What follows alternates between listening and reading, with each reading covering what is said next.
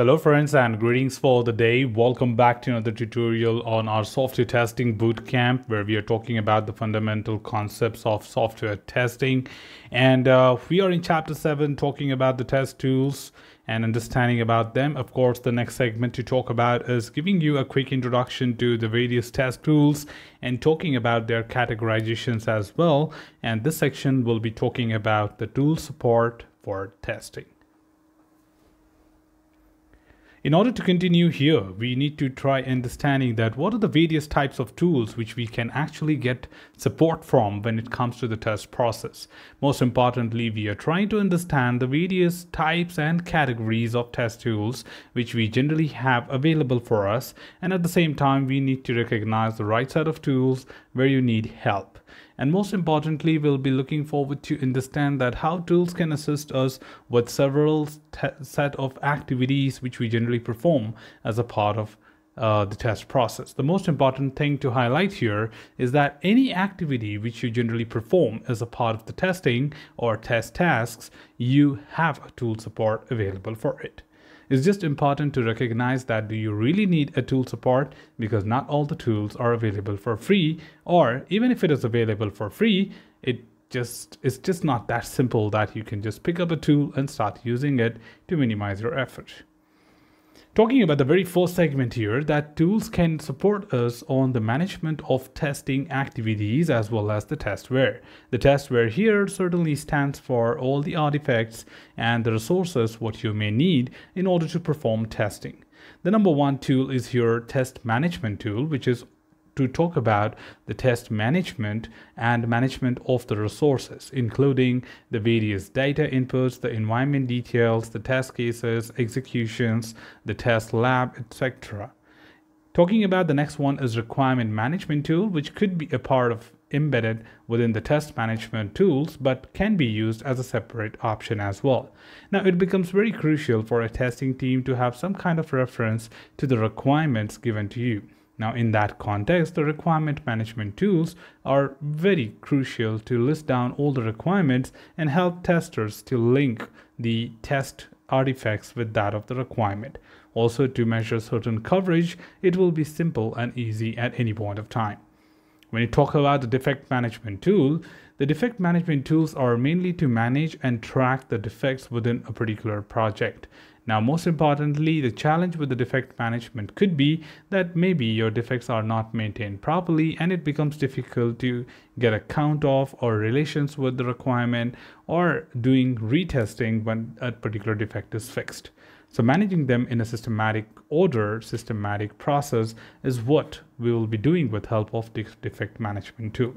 Also, we can have something called as configuration management tools, which does not perform any sort of execution. Just like all other tools which we just discussed, they're not going to help you do any kind of direct executions of the test, but yes, will help you to manage all your artifacts and resources at any point of time, where configuration management is all about version control tools to version every time an entity is changed. On the other hand, the tool support for the test design and implementation, which is certainly going to talk about designing of test cases, building up the environment, making sure the requirements are traceable to the test artifacts, prioritizing your test cases, managing your test schedule. So just recall all those activities which we have covered in our Chapter 1 talking about the test process. Now you can relate these tools back to those activities, stating that yes, you do have tools to support any sort of activity which you perform. Now, the tools include here the test design tools, which can help you to build up the test cases from certain information which are already logged. On the other hand, the test data preparation tools can help you build some great set of test data which would be helpful for you to populate a valid and accurate set of data which you need to test a system. For an example, if I am testing a particular system from US and I understand I'm an Indian with a PIN code of 6-digit, right? The zip code in India is 6-digit, and you are a tester in India testing a system which is to be used by US citizens. Now, US does not use a 6-digit zip code.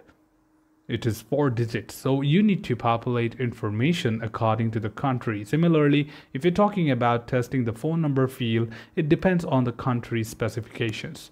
So test data preparation certainly becomes crucial, and to check the valid data as per the country which exists could be a challenge. So this tool can help you to build up the necessary and valid set of test data which you would need to test the system.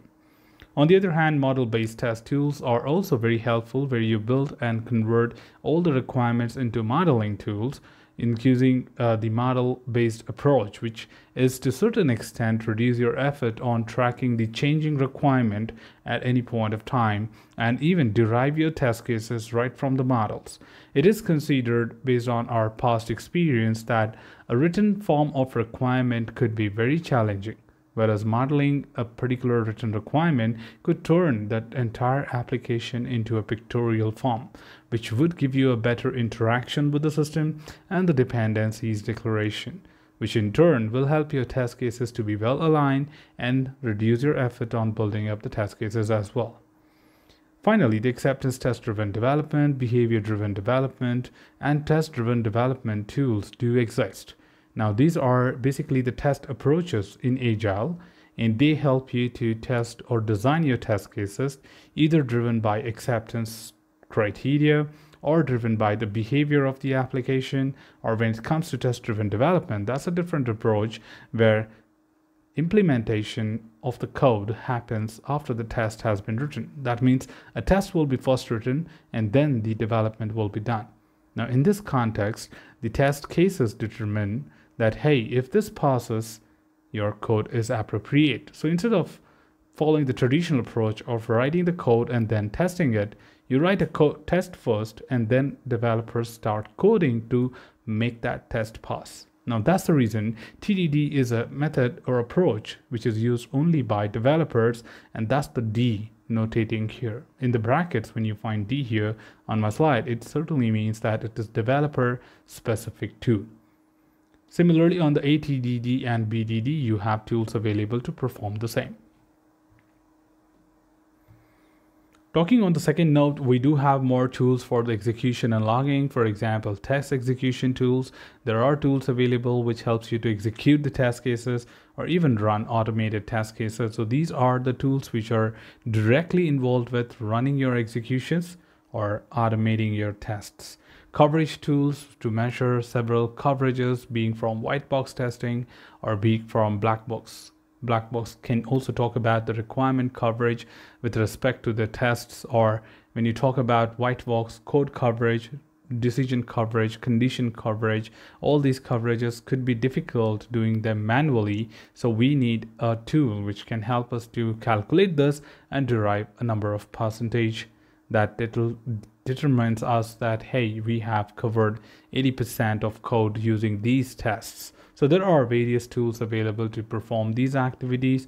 Sometimes you get it inbuilt as a part of a unit framework.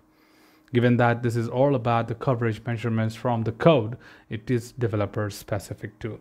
Test harness is a tool which helps you to build dummy modules for the time being to continue testing. Sometimes the development is still in progress while the other modules are delivered to test team to continue testing. But just because one of the module is still under development, maybe my continuity is broken. Now, for example, what I'm talking about is testing integration between 1, 2, 3, 4, 5. Now, assume that the module number 3 is still under development, then you cannot continue the flow directly from 2 to 4. Now, this is where you need a dummy called as stub to take you right from 2 to 3, 3 to 4. Now 3 will be replaced by a stub, and that is what will be prepared with help of test harness tool. Thus, it is a developer specific tool. On the other hand, unit test frameworks are language specific for the development team to perform unit testing necessary to complete the unit specific work. And they are again specific to the developers, just because it's a best practice that unit testing goes in the basket of developers. On the other hand, we are not restricting our knowledge to limited what we have discussed right now. There are tools available for any sort of testing which you may perform in today.